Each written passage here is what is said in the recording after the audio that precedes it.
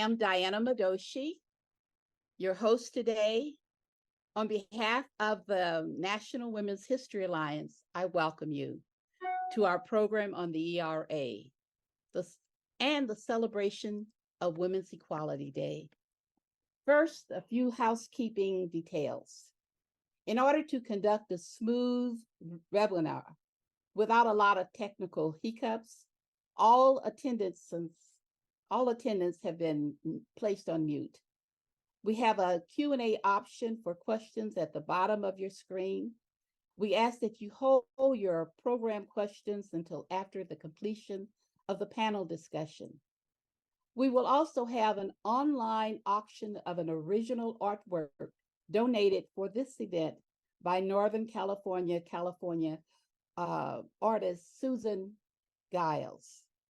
This will be conducted in the Q&A section after the completion of our panel discussion. Today, we have a stellar group of women with different voices, yet all are united in having the ERA, the Equal Rights Amendment, enshrined in our Constitution. Upon the shoulders of Alice Paul and others, we stand, and her voice resonates with us today as we celebrate Women's Equality Day. In 1923, she said, "We shall not be safe until the principle of equal rights is written into the framework of our government." Without further ado, let's start the discussion. I'm happy to introduce our moderator for the discussion, the esteemed Christine Pelosi. She is an attorney, author, and public policy strategist who has a lifetime of grassroots organizing and public policy experience. A volunteer in politics since the stroller, Christine holds a JD from the University of California Law, San Francisco, and a BSFC from the Georgetown University of Foreign Policy. She's a co-founder and counsel for We Said Enough. She has served as prosecutor in San Francisco, special counsel in the Clinton-Gore administration, and chief of staff on Capitol Hill. She is the author of Campaign Bootcamp 2.0, and the Amazon bestseller, The Nancy Pelosi Way. She has traveled to 41 states and 4 foreign countries, conducting call to service training to thousands of leaders. Christine resides in San Francisco, California with her husband, who is an Emmy-nominated filmmaker, Peter Kaufman, and their daughter, Isabella. Please take it away, Christine. Well, good morning, everyone, and good afternoon to our friends on the East Coast. It is an honor to be here as we celebrate women's rights, and we challenge ourselves to make sure that we get not only pass the ERA, enacting it, but make our society as just and equal as it needs to be. Everybody here on this call and our wonderful sponsors has done enormous work trying to fulfill the dream that the abolitionists and suffragists of our country had years ago, starting 103 years ago this week, when certain white women secured the right to vote under the 19th Amendment, and fighting to expand those rights, that sacred franchise, to the abolitionists themselves, African-American women, Native women, Latinas, Chicanas, and of course, AAPI women. And we know that our vote is our franchise. We know how important equality is. And we also know that in the years since Dobbs, every place that abortion rights and access were on the ballot, they won. We also know that our friends in Nevada passed a state ERA. So the momentum is with us. But as with all things, the fight for civil rights it's a relay race, and it requires each generation to work with others. It requires white women to step out of the center and bring in new voices, to bring in voices that were there all along, just not being heard by the mainstream. So I think as we go through the discussion today, I want to make sure that all of your, when you put your questions in the chat, I'll be able to read them, but we did solicit questions in advance. So I also want to note that.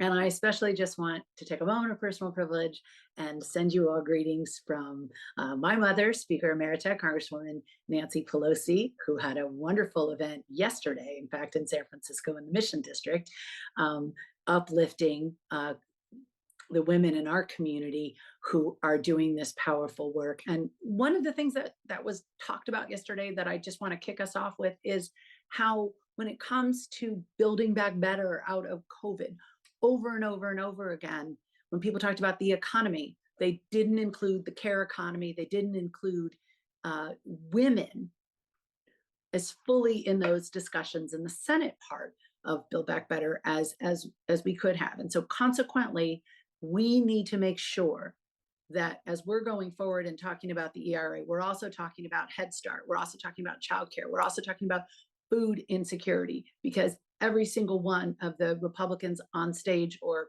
under arraignment next week during their presidential debate is for a national abortion ban. They're not for the ERA. They're for cutting food stamps and literally taking food out of the mouths of hungry people. And they are demonizing women, but particularly our LGBTQIA siblings. And so we need to make sure that we are standing strong. And as we discuss some of the things that you all have asked us to talk about today, that we're also putting that in context. And so to further put it in context, without further ado, if we could bring on the other panelists so that you can see them all.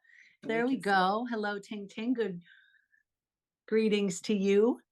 Well, and since you're the first to show your face, I'm going to pass it to you with the first question. You represent a newer generation of experts in the field of women's equity and women's equality, and also of a newer wave, relatively speaking, to the 19th Amendment and to the fight for the ERA. From the past, what do you see as the biggest challenges to the way that women of color were left behind, and what are steps that we can take right now to overcome them? Over to you, Professor. Thank you. I'm actually not a professor, but I am the director of the Equal Rights Amendment Project at Columbia Law School's Center for Gender and Sexuality Law. So it's an honor to be here with everyone. Our work is to develop expert legal guidance on the final ratification of the ERA, and also thinking through broader questions about the role of the ERA in enhancing and protecting gender-based justice in the states. And well, first of all, we're a relatively new organization compared to other advocates in the field. Certainly, we were established in 2021. And Christine, yeah, I'm very much inside of the movement, but I see myself as not in a bad way, but someone who offers kind of an outside voice, particularly because of perhaps my age, but also the fact that I'm an immigrant. I moved to America when I was 9, and a lot of these issues to me are not just specific to the US, but universal. You know, when I think about the lives led by my grandmothers in China, it was all pretty much arbitrary and based on gender stereotyping, and also class and other overlapping identities. So the answer to your question about how do we bring a modern interpretation to the ERA, it has to be necessarily intersectional and inclusive, and very different from how the movement has been crafted in the past. And also a real assessment of what feminism, what gender equality, what that paradigm looks like, and how it's in the 20th century centered the lives of mostly white women and ignored the lives of other people, even as those people have led the gender justice movement and led the ERA movement.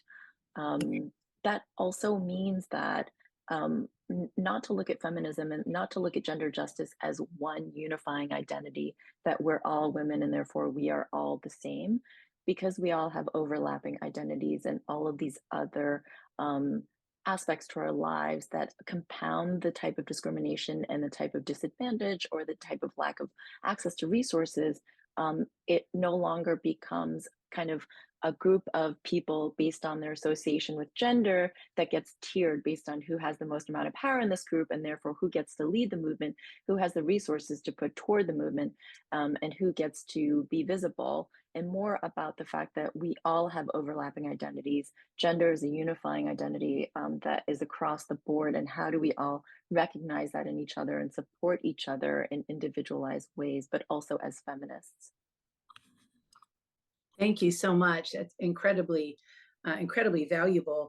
Speaking of the transition and the fight to get this done, our next speaker really lived this on the inside as a pioneering member of Congress, who started off in a Congress that wasn't particularly welcoming to women. Actually started on the New York City Council, the first woman elected in her district there, first woman to give birth while in office, city councilwoman to give birth while in office.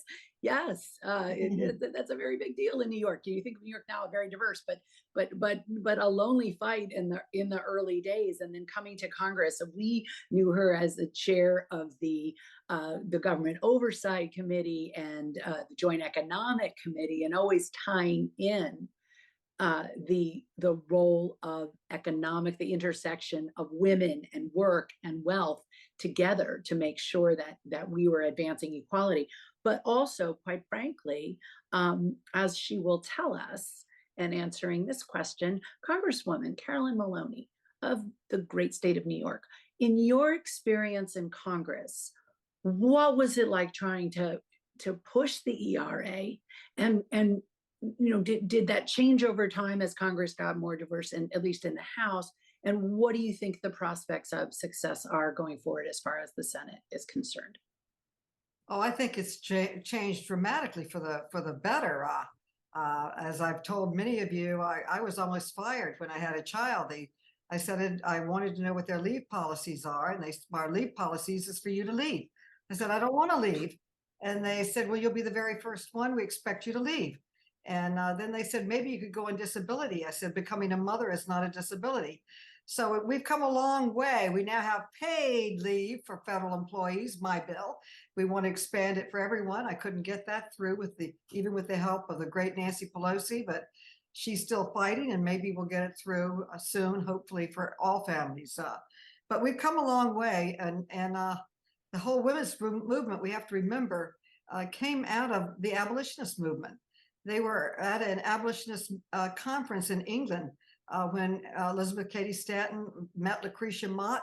They were not allowed to participate in the proceedings. They had to be in a separate room behind a veil because they were women. And they came back and fought not only for abolitionist fairness and abolishing slavery, but also for women, all women, all women. And so I think the main thing is, where are we going now? In terms of African-American representation, 3 of the largest organizations working with grassroots organizations are headed by Black women. Just last weekend, I was there at the National Women's Political Caucus, and they elected the first woman to head the organization, Deirdre Malone. And in fact, all of their leadership posts were all Black women. And also, Christine Nunez, probably the largest women's organization with grassroots. I call them, they don't like it when I say it, I call them the NRA of the women's movement. Not that they have philosophically anything aligned with it, but they have chapters in almost every congressional district across the country that can mobilize over issues like the ERA. And then, of course, Zakiya Thomas, who heads the ERA coalition, of which I am one of the co-chairs, again, with an African-American woman. And she's doing a great job. She's built it up to 280 organizations supporting the ratification, recognition of the ratification of the ERA. And that represents roughly 80 million people. We're trying to turn all of those people into votes and activists for the ERA. When I lost my reelection campaign, I looked at what in the world can I do that's anywhere as important as being a member of Congress. Well, the one thing I decided to spend my time on is ratifying, recognizing the ratification of the ERA. I think that's more important than anything I did in Congress. And I had over 13 bill signings with presidents that are reserved, as Christine knows, for consequential, transformative legislation. So I'm working full time now with Zakiya and 280 other organizations trying to get it ratified. I think we've never become closer. I carried the bill practically every year I was in Congress, but this was the first year that we strategized from the beginning with the ERA and the coalition to have the same bill put into the House and Senate and to move it together. And we did get a bill that was endorsed by really with the help of Eleanor Smeal and others, really a significant number of constitutional scholars, that removes the artificial time limit. If Congress imposed a time limit, Congress can take it away. Our bill does that, and it also recognizes that we have met all the requirements of Title V of the Constitution, 2/3 vote in the House and the Senate, and 38 votes ratifying it in our states across in 2022. It was so exciting when Virginia pushed it over the line. We thought the archivist would sign it and send it to the president, which he had told me many times that he would do. He even wrote me a letter saying he would do that. The day it happened, I invited him to my office, and he sheepishly told me that what he had done is write a letter to President Trump and to the Department of Justice asking, what do I do? What do you think they said?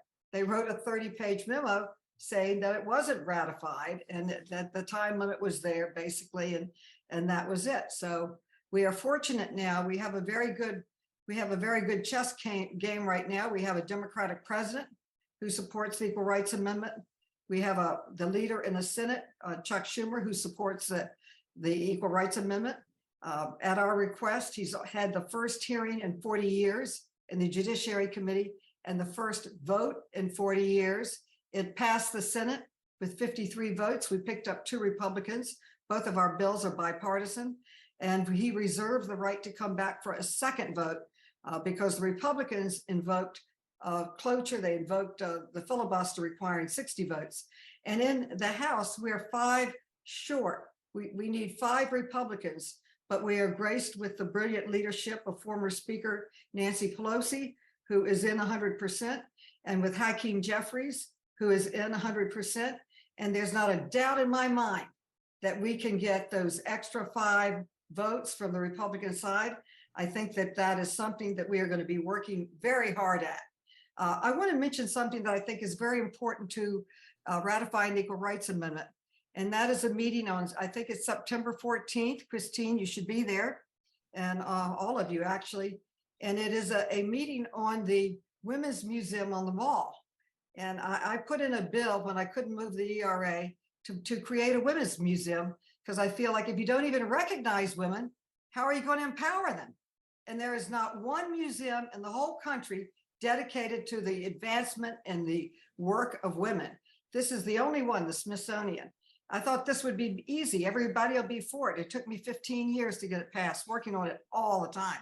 So it got passed, and out of the House, we gave us a site on the mall next to the African American Museum, because our 2 movements have been intertwined in supporting each other. And I will say the Black Caucus has been one of the strongest supporters of the ERA my whole time in Congress, but the Republicans are opposed to it. So we now have to pass yet another bill to get it back on the mall. And that is of very much importance. And there is a meeting at the African American Museum looking out on the Women's Museum site that we have to get. And we hope that Leader Pelosi will be there, along with you, Christine, and all our panel members and everyone else, to work together in a coalition. Believe me, getting a women's museum is going to be easier than getting the ERA. It's something both of them to me are like having a glass of water. It should have passed long ago.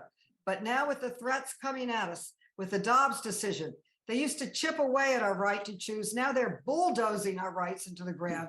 And if we don't push back, they're going to come at us like a wave and take everything away. So we have to push back. Hopefully we can pass it and get it in the Constitution.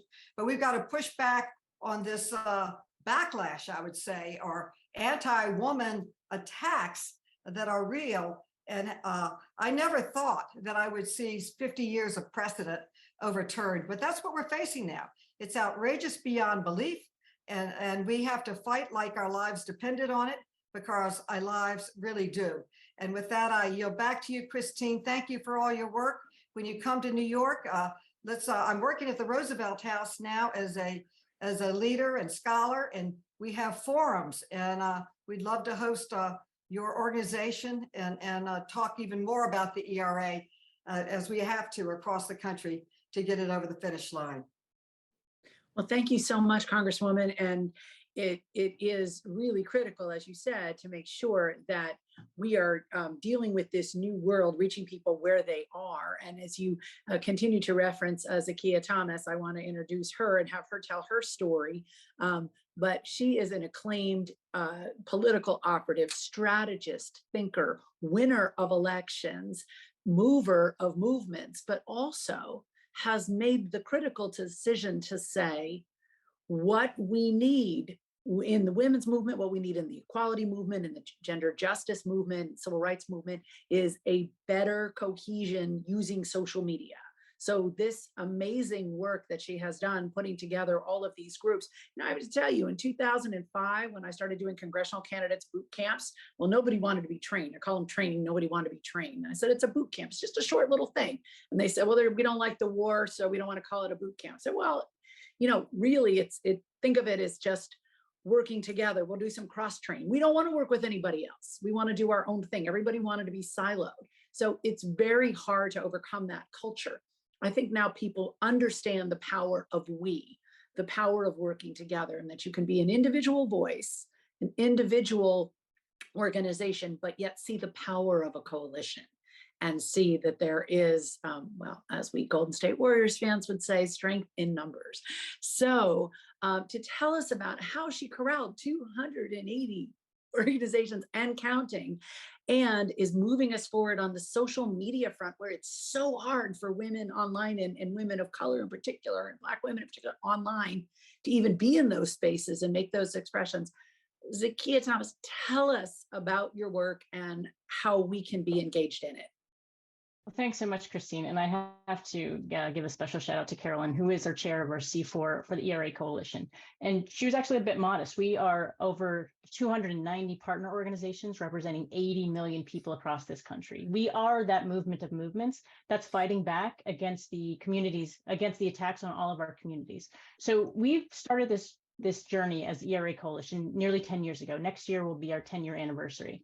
And we're actually in this phase where we're changing how we approach the work that we do to be more inclusive, more intergenerational, to think about the silos that you're talking about, how we break them down and how we work together to bring our communities together, because we're all being attacked by the same forces. And so we are that counterbalance, that pushback against the rollback of our rights that we see across the country, whether it's women's rights, LGBTQ plus rights, voting rights. All of us are under attack, and we need to stand together to make sure that we can continue moving this forward, which is why we're reaching out to groups that traditionally may not have been invited to be part of the movement and saying, you've done this work already, and we want to continue doing this work. We see the Equal Rights Amendment as a vehicle through which we achieve equality. All of our organizations, the 290 plus organizations that we have in our coalition, are working towards some aspect of equality. And so we're bringing everyone together. Ellie is one of our partner organizations also with the Ms. Magazine and the Majority Foundation. And we are bringing all these people together for one purpose, and that's to make sure we have equality enshrined in our Constitution. And so when you talk about social media, it goes back to the fact that we need to engage all people in this country. And social media is a very easy way for an organization like ours that may be under-resourced, but are very mighty in terms of the capacity and the reach that we have. So we're activating those 80 million people to make sure everyone knows that we are the next move that needs to happen in this country for equality to actually manifest. So when we look at how we're doing that, we are bringing together these organizations from across the country to focus on the issues that they care about, but realizing that if you're under attack as an abortion activist, you're also probably being attacked by the same folks who are attacking the trans community. So how do we bring folks together to talk about what is the core of our issue? How do we message this? And how do we push back against the false information that's out there and the fear mongering that the other side is putting together to make sure that we can have a cohesive message and get that to the 80% plus of the country who thinks we should have an equal rights amendment? Unfortunately, our legislatures don't represent the will of the people. They represent the will of the special interests that are funding them. So we need to use our voices, and that's our vote. And that's one of the aspects that we're focusing on at the coalition, is to remind people that if you want equality, you have to fight for it. You have to make your voice heard, and you have to go to the polls, and you have to take other people with you, because the only way we make change in this world is if we act. And that's what we're doing. And so we're using social media, we're using traditional media. We're having communication, we're having conversations in our living rooms to inform people and educate them about what we're doing. And it's important. And I'm so glad that we're here to talk about it, because everyone on this call is a part of our coalition. We're all working together, whether you're a panelist or you're someone who's in the audience. I see a lot of our coalition members in the audience as well. We're in this together because we have to be, because we know that in the past we were siloed and we were like crabs in a barrel. A member of Congress could tell us, well, if we do your issue, then we can't do something else. And we don't take that to be the truth. You can do it all. All of it works to better this country, and all of it works to advance our issues the way that they need to be. So we're pushing people to do the right thing. And Carolyn is in New York State. That state alone has 5 members of Congress that we can flip. They have a ballot initiative next year that we're working on in tandem with the folks on the ground to push that forward, a ballot initiative to have the most advanced equal rights amendment added to their state constitution. And that's how we're going to get it done. We're going to work together. We're going to use every tool in our toolbox. And we're going to even create some new ones to make sure we get this done. Thank you so much. I feel more energized already. And speaking of energy, the person who has brought so much energy to this fight, so much strategic thinking, so much success to the movement, and who is going to give us our historical perspective and marching orders, is the one, the only, incomparable Ellie Smeal. Over to you. Okay, well, thank you, Christine. After all that, it's hard to figure out what to add. What Zakiya said is right. We're working all together, and of course, Carolyn has been leading the fight for so long, and Congress is now leading it on the outside. We feel good. I mean, let's give you some numbers that are encouraging too. We now have, for the first time, a discharge petition moving in the House, and we're close. We're talking just a few votes. 5 votes is what we're talking about in this big country, and they wouldn't even have them if they didn't gerrymander so much. I mean, the other thing that's so encouraging is the polls. I went back and looked at our polls in about 1980, 82, which was a very big fight. And we were in the majority, no question, but it was the high 50s and to the 60s percentiles. Now that majority in the polls is around 85%. In other words, we have moved, everything has gone in the favor of more equality for women. And basically, we just have to make those numbers resonate. So we've started a whole petition campaign. We hope that there'll be thousands and thousands and thousands, hundreds of thousands, hopefully millions, signing up that they want the Equal Rights Amendment now. It's right now, it's sign up for ERA. The 4 is just the number 4. And you can sign up this minute and get your friends and everybody else. We're trying to make people understand we are the overwhelming majority. And if they don't go that way, we can deliver a vote also to flip them. And so we're both political and non-political. You know, a lot of women's groups are 501c3s. We're very conscious of that and their education. There's a lot of C4s. We now have PACs. We are definitely stronger than we were in the 80s. Now we're very strong, but it doesn't make it the ERA. The one thing we know for sure, just like gun control, you can be way up, but they are there's a lot of gerrymandering going around, but we're not looking at the negative. We're looking at the positive. We are determined to right this wrong of history. Thank you so much. And okay, so now I'm going to go into the lightning round and then we're going to take questions from the audience. But I have one lightning round question for everybody to answer. And that is this. I have a 14-year-old daughter, Isabella. We have been, partners in all of this since she was a baby. But a lot of kids her age, the alpha gens, are saying, well, first of all, they're just mad. Like, yeah, we know we have less rights than you would. You're incinerating the planet, you're rolling back our rights, et cetera. They know the litany better than we do. And so to the alphas, to the kids who ask, what does feminism do for me? That's my question to each of you, and we'll go in reverse order. So we're going to start with you, Ellie Smeal. Right. Why be a Well, feminist? I think we all know now that the rights can be taken away. That's why we're more popular now. People thought their rights were secure.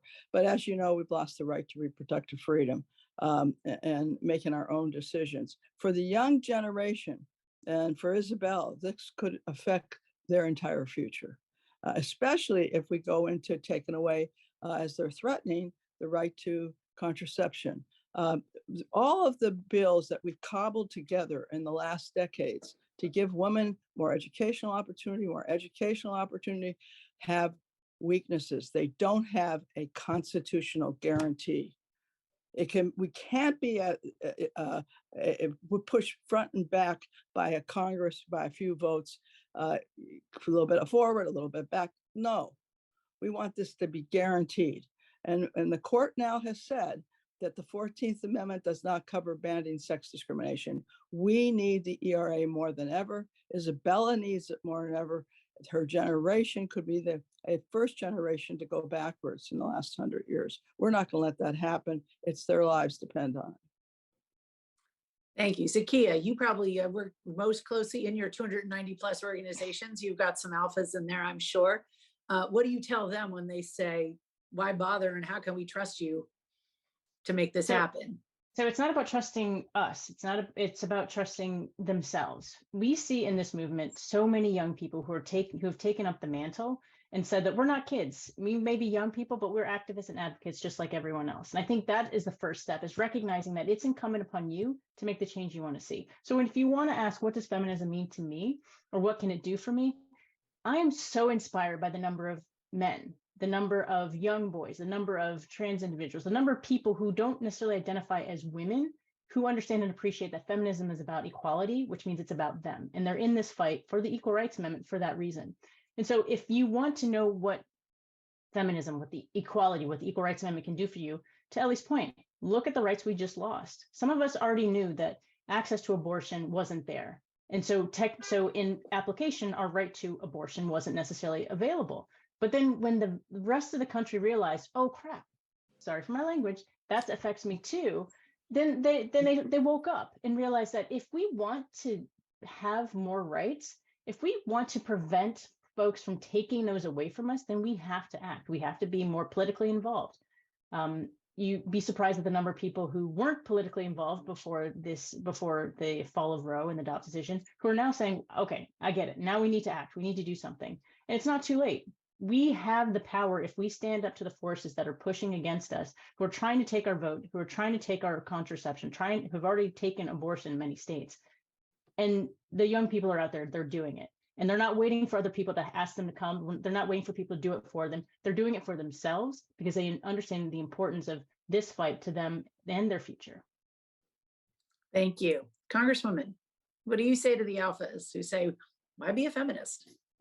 Oh, I would say to Isabella and every young woman, and really that our rights should not be dependent on who's the speaker or who's the president or who's on the Supreme Court. Our rights should be bedrock in the Constitution. The Constitution says all men will be equal, but even in this panel that we're discussing, none of us were in the Constitution when they wrote it. None of us. And the only way that our rights are going to be protected, as Diana said in her opening statements, quoting the great Alice Paul, is that we have to get in the Constitution. As a member of Congress, I bring a unique perspective that I spent most of my time fighting to hold on to rights that we already had. They were constantly chipping away at choice. I literally kept a choice scorecard. It got to 350 times that they had passed things in the House of Representatives. It didn't get through the Senate or didn't get through the president, but literally I stopped keeping it. It was too depressing. I thought they were chipping away. Now they are bulldozing our rights into the ground where we have no decisions over the health of our own bodies. It's outrageous beyond belief. I would venture to say that we don't even live in a democracy if we can't make decisions about our own health care, including reproductive health care. It is outrageous beyond belief what is happening. And the only way to protect ourselves is to get in the Constitution. And that's why it's so important.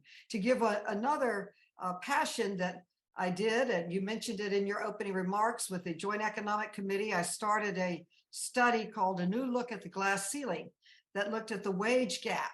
And it showed that women were roughly 80 cents to the dollar for 30 years. For African-American women or women of color, it is even much lower. And so this compounds over years so that the largest segment of poverty in old age are older women of all sorts, because they are not paid equally. They oftentimes don't have Social Security. They don't have the savings, the bonuses, the ways that you build wealth. And so equal pay for equal work, you can't even enforce it unless it's in the Constitution. As Zakiya famously said, we are not protected in any way from discrimination. So it's legal to discriminate.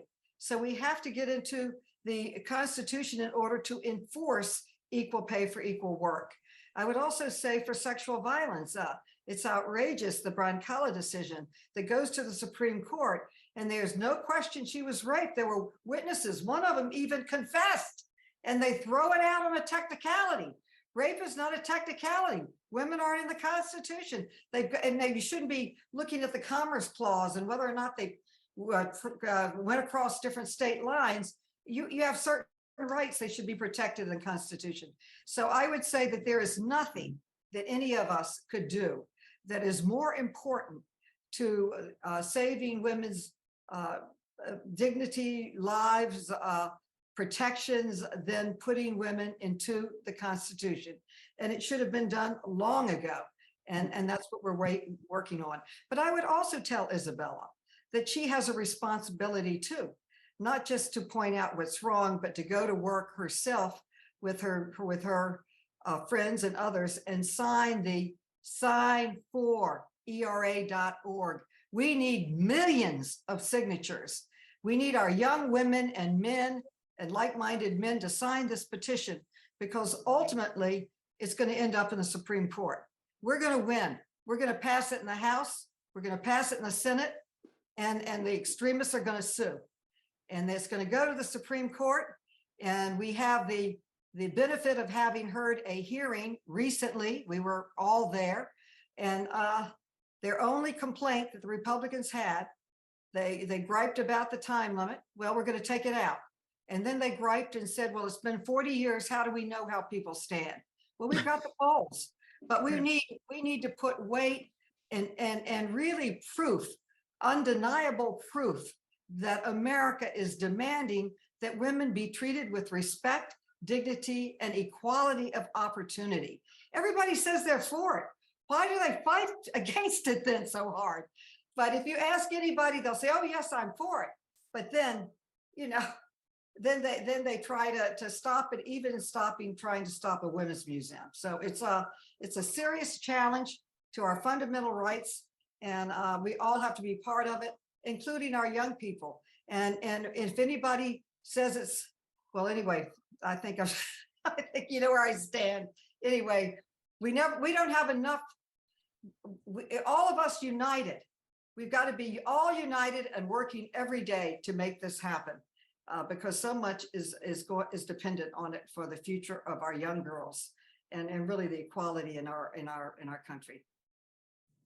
Thank you. And Ting, what do you say to the Alpha Gens? What do you say to the young people who with whom you work and interact?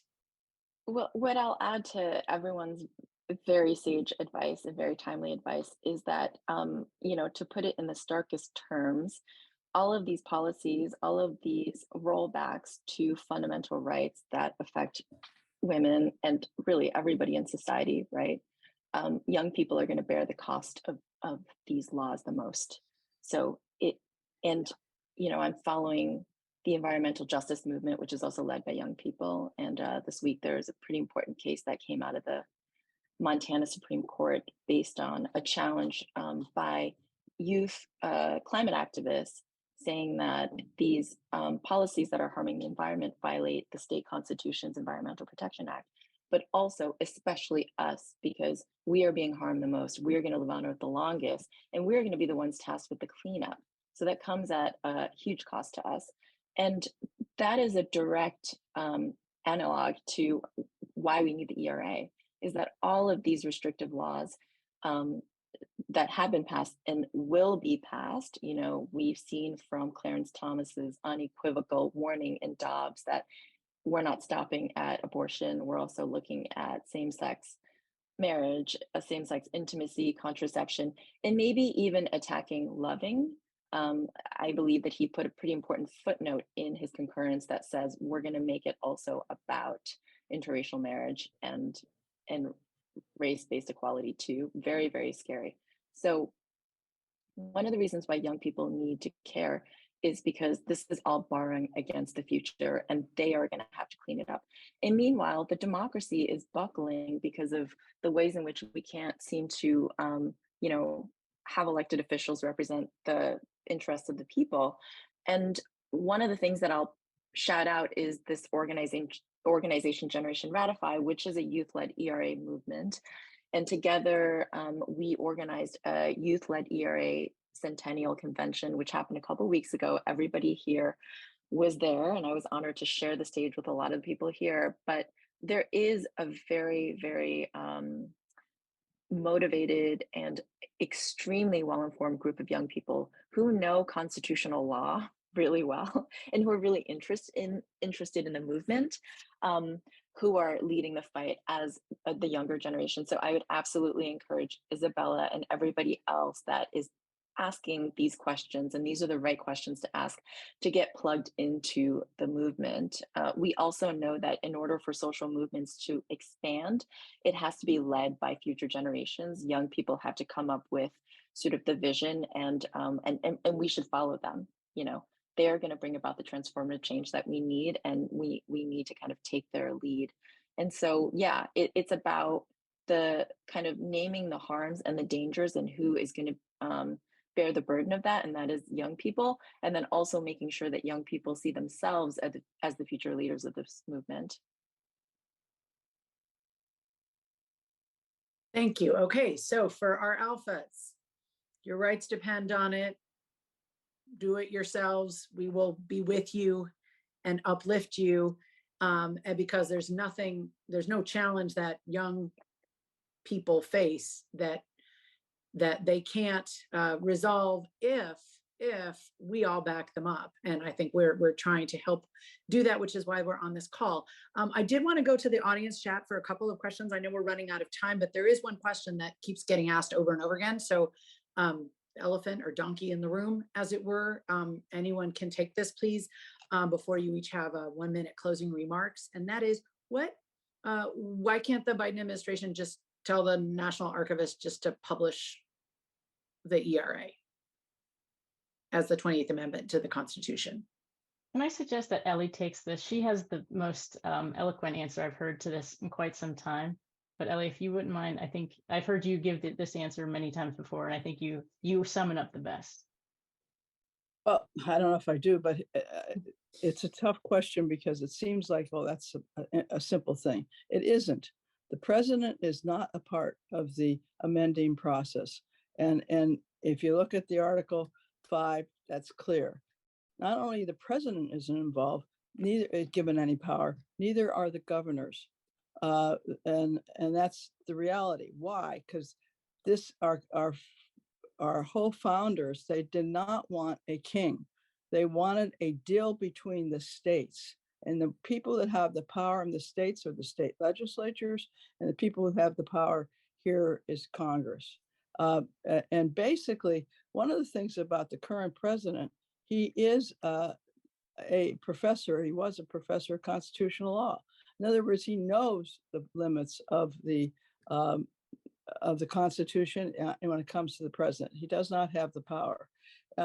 So what is the archivist? They're really a ministerial job, and they take their orders principally from laws that are passed by Congress. And it's one of the problems that Mr. Trump has, is he doesn't understand that. And so the laws that were passed had documents that the president was supposed to turn over to the archivist. That's what that whole documents case that we're listening to, it shows it. Anyway, I don't know if that's the one you like, Zakiya. Well, also the Supreme Court is the other side of that. Yeah, that's the other part, is the Supreme Court is not part of the amending process either. So now everybody, and I agree with Carolyn, that people will try to push it to the Supreme Court. There's no question. But there is also the reality that the deal was to be made between Congress and the state legislatures. And what we want to do is make it such a strong outpouring at the congressional level that no Supreme Court will dare to turn back this 100-year fight. That's what we've been in this 100 years. And, a stacking of the court cannot turn us back. And eventually, remember, if they did turn us back and we had all this public power and we did have the Congress, guess what would happen? We could also stack the court to reverse it. But right now we're in a no personal land. We want to make sure Congress is reaffirming it. And that's why we are so strong, all of us on this table, that we can and must try to pass a clear instruction from Congress that it has been ratified. Thank you. Okay, so closing remarks, 1 minute. We'll begin with Ting. Okay, so 1 minute, here we go. One thing and I guess I'll take my sort of constitutional law prerogative here, but one thing to note is that every single amendment to the US Constitution was added to the Constitution with a lot of legal problems. And it's not a straightforward process. That's just how the Constitution is made. So in this regard, the path of the ERA being added to the Constitution is the norm and not the exception. And so people want to talk about some of these procedural questions that have come up. First of all, nearly every single amendment was added with legal issues and procedural problems. And second of all, procedural hurdles have been used as a tactic by the right to put a barrier to civil rights advancements, right? So this is what's happening here, just to be clear about that. The other thing to understand is that under Article 5, which is the rule governing Constitution amendment process, these rules have been satisfied by the ERA. It's an extremely high bar. It's a double supermajority, and no other amendment has achieved this in the last 50 years. A new amendment has been added. Now, we do have questions about the deadline. We have questions about the rescissions of certain states that have ratified. And there are really strong legal arguments and public policy arguments against why these issues should stand as a barrier to the ERA's final ratification to the Constitution. So given that in mind, we are in a place where there are no other questions that need to be answered about the ERA that prevents it from actually being treated like it's the 28th Amendment. And so we're in a moment of politics right now. It's not really about a legal movement. It's not really about answering questions that have to be resolved before we take it seriously. We can treat it like the 20th Amendment today. Anybody can. Elected officials can. The state of California can. And in fact, they passed a resolution to essentially say that, to say, we're going to act like it's the 20th Amendment. We're going to start to implement it, right? So right now, we need to create political and constitutional moments so that we have kind of like broad universal buy-in that reflects on the ground popular sentiment, which is that overwhelming majority of people believe that we should have it and that it's already in there. So that's another kind of message to tell young people, is sort of like, we're all responsible now. It's not just let's leave it to Congress to do something. Whatever they do right now, the certain actions that they have today are significant, but are they needed? I wouldn't make that argument that we need to wait for them to act. We don't need to wait for anyone to act. We can all act at the local level, at the state level, at the federal level, at the congressional level. We can all act to create these moments to get this across the finish line. But there are no clear rules about whether or not it's in the Constitution, because there's a strong argument that's it's already in there. It's just up to the people to give it the legitimacy that it deserves. Thank you. Thank you. We'll go next to Congresswoman Maloney. Thank you, all the panelists, and thank you, Christine. I would say our nation was founded on the promise that all of us are equal. And since that, generations have fought for that equality. Every year we're speaking out in Seneca Falls. We fought in the lunch counters in Greensboro, North Carolina. We fought in Stonewall. We're constantly demonstrating in front of the Supreme Court. And I would say that the leaders of the women's movement, on which our shoulders that we stand, they faced obstacles that were far worse than what we face. Alice Paul, who was a first cousin of my late husband's grandmother, she was force-fed, she was arrested, and a lot of us have been arrested over this issue, but she was put into an insane asylum. They're not putting us in insane asylums. So we have made great strides, not enough. But there's not a doubt in my mind that we can be successful in the next 2 years before the next election, with the leadership of Chuck Schumer in the Senate, with the President of the United States, and with Nancy Pelosi and Hakeem Jeffries in the House. There's not a doubt in my mind that we can't get this through a recognition that it is already recognized, and remove the time limit and get it legitimate in the form that the president has asked for. And he has said he will sign it. So we are closer now than we have ever been in my 30 years in Congress. And it's up to us, all of us, to get it over the finish line. And that's what we're working on. Wonderful. Thank you. Zakiya. So I'll echo what Ting said. We are in a political moment. And in order for us to move this Equal Rights Amendment to the final stage to actually be in the Constitution, we have to act politically. We have to go vote. We have to work together. And the biggest thing I want to say is, when we work together, as we've talked about, we win. And we need to focus on the end goal is the Equal Rights Amendment in the Constitution, so that we can then start the work of equality in our country. So we have the Equal Rights Amendment. That's the foundation. That's when the real work starts. We've been going at this for 100 years, but the real work begins when it's in the Constitution. And that's the next step that we have to remember and we have to focus on. We'll get through this, but we'll get through it better and stronger if we work together and use all of our efforts and all of our energy in whatever way we want to manifest that to move the Equal Rights Amendment forward, because it's up to us to make that happen. Thank you so much. And we'll give the last word on this topic, closing remarks from Ellie Smeal. Thanks. I'm glad you let me clarify. I hope I didn't confuse people, but there's one major thing that all of us agree on. It has been ratified.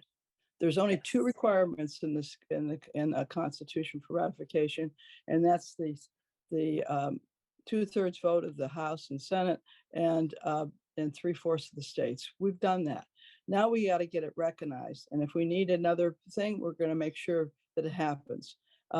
We feel, and I like what Ting said, we can act on it now. We are equal in the Constitution. The Equal Rights Amendment in the Constitution is at our fingertips. And by God, we're not going to slip away. We're going to make a strong political statement in 2024 again. But we're also, I've been at this a long time. I've never seen all the movements so unified. And frankly, it has never been stronger than it is today. So basically, we're going towards a victory, but it's going to be hard. And everybody that's listening, think in terms of what you can do to help us pass this damn thing. Not pass it, to help us get it recognized like it should be. Please. Thank you go, so much. girl. Diana, over to you. Support this now. Is moving. And I feel that, as Susan B. Anthony said, failure is impossible. I feel failure is impossible as we go forth. And I can't say it more than, I have to say it more than once. Thank all of you. Christine, thank you so much. Representative Maloney, thank you so much. I followed your career. I really got the kick out of the fact that you were the first woman to have that baby you while you were in office. Your grit. Ellie, it's always a pleasure. You have been an inspiration. You continue to inspire. And Zakiya and Ting, you inspire me. This 77-year-old woman is so proud to see women of color being at the helm of this. And I know, as Susan B. Anthony said, failure is impossible. That's right. Because you're bringing it in for us. And I expect us to go forward. Now, as we end, and I thank all the attendees that attended this event. And we got to continue to push for equity. And I would like to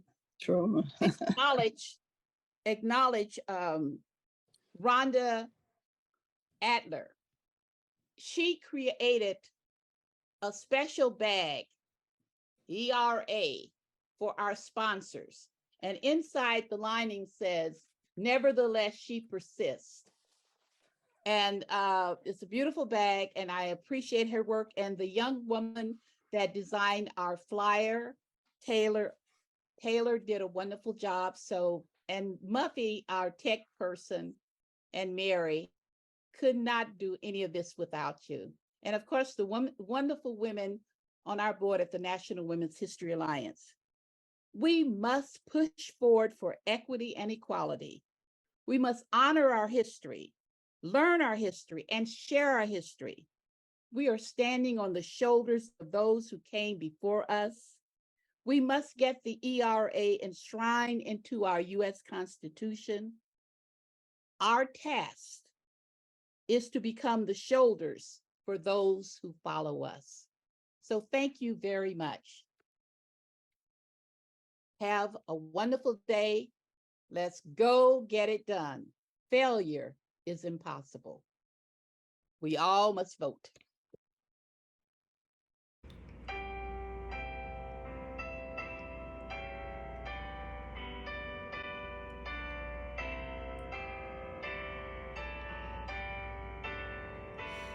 How beautiful the suffragists, they surely led the way. Their gallant fight stood for what's right. We honor them today. America, America, we beg you heed the call. Your vote, you see, will guarantee the freedoms for us all. How beautiful the suffragettes, they surely led the way. Their gallant fight stood for what's right. We